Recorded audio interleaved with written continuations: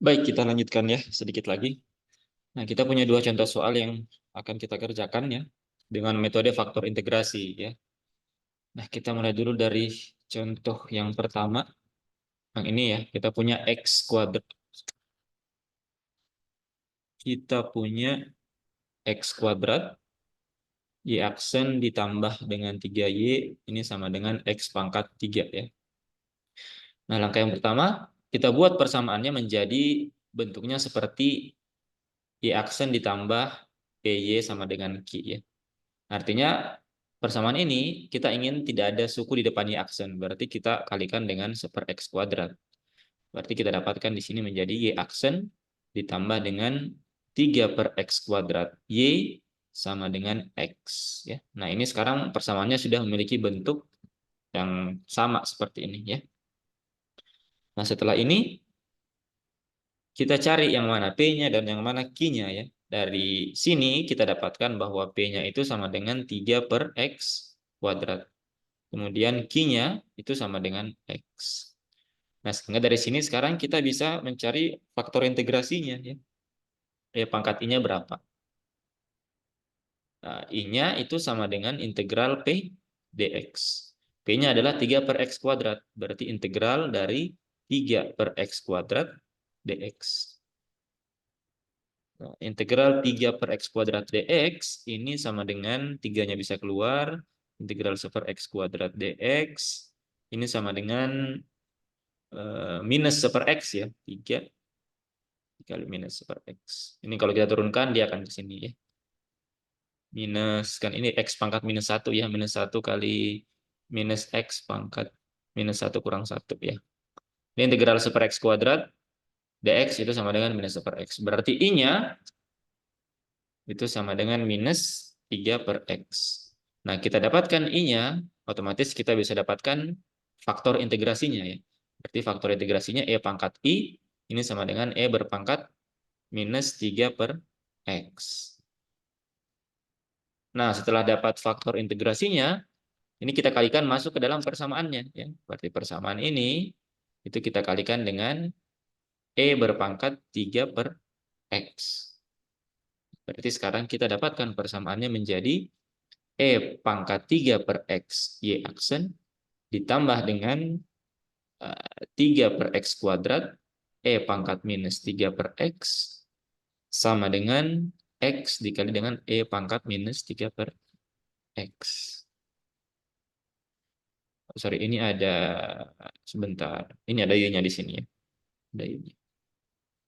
Nah, suku di ruas kiri ini bisa dinyatakan dalam bentuk turunan total ya. Dari D dx mudahnya itu adalah faktor integrasinya dikali dengan variabel terikatnya. Berarti E pangkat minus 3/X dikali dengan Y. Ini dicoba saja dibuktikan. Kalau ini diturunkan, pasti akan dapat ruas kiri ini ya. Ini sama dengan X E pangkat minus 3/X.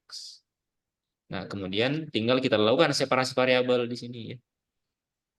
Ini tinggal dikali dengan dx, maka kita akan dapatkan DE pangkat minus 3/X Y itu sama dengan X E pangkat minus 3/X dx. Baru kita integralkan kedua ruas. Nah, integral dari D suatu fungsi adalah fungsi itu sendiri. Berarti di sini sama dengan E pangkat minus 3/X Y sama dengan, ini kalau kita integralkan, ini tidak bisa langsung ya, karena ini bentuknya adalah integral parsial ya. Ini adalah integral parsial, integral X E pangkat minus 3/X dx, nanti ditambah dengan konstan. Nanti ini kalian bisa coba selesaikan sendiri ya, karena bentuknya adalah integral parsial.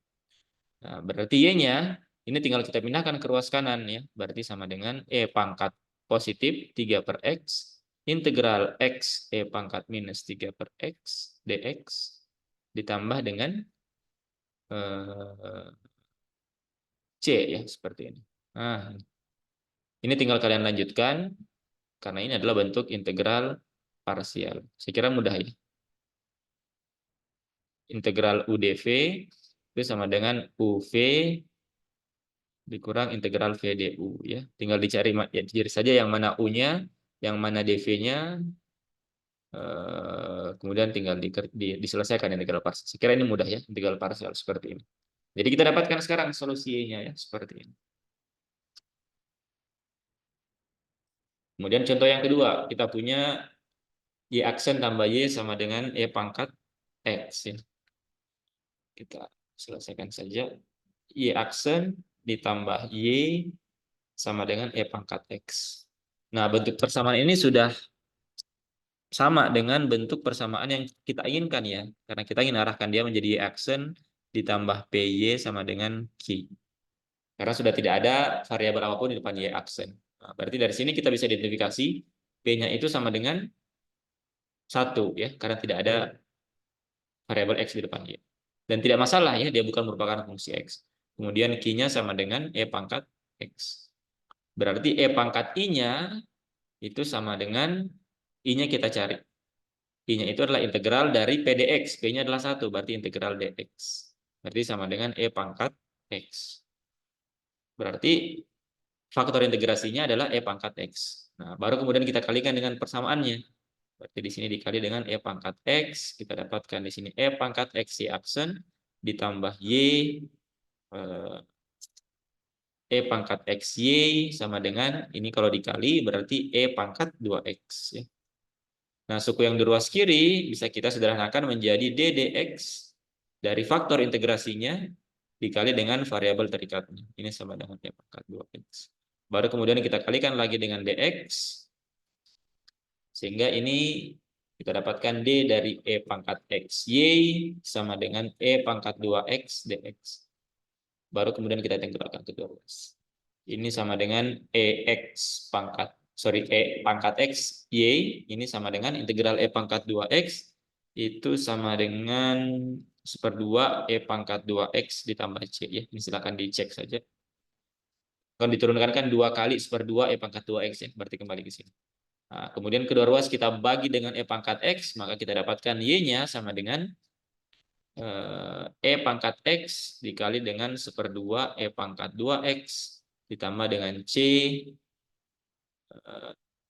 ini jadi E pangkat minus X ya. C E pangkat minus X. Atau Y-nya sama dengan, ini kita kalikan masuk saja. Ini belum dikalikan masuk nih. Nih. Berarti Y-nya itu sama dengan menjadi, ini berarti 2X dikurang X, 1/2 E pangkat X ditambah dengan C dikali E pangkat minus X. Nah, kita dapatkan solusi. Oke. Nah, itu dua contoh lagi bagaimana cara menyelesaikan persamaan diferensial dengan menggunakan faktor integrasi. Nah, kalau kalian ingat ada kasus tentang rangkaian listrik yang kita lihat sebelumnya, yang kita ambil sebelumnya. Nah, ada kasus rangkaian listrik di mana dia tidak bisa diselesaikan dengan metode separasi variabel.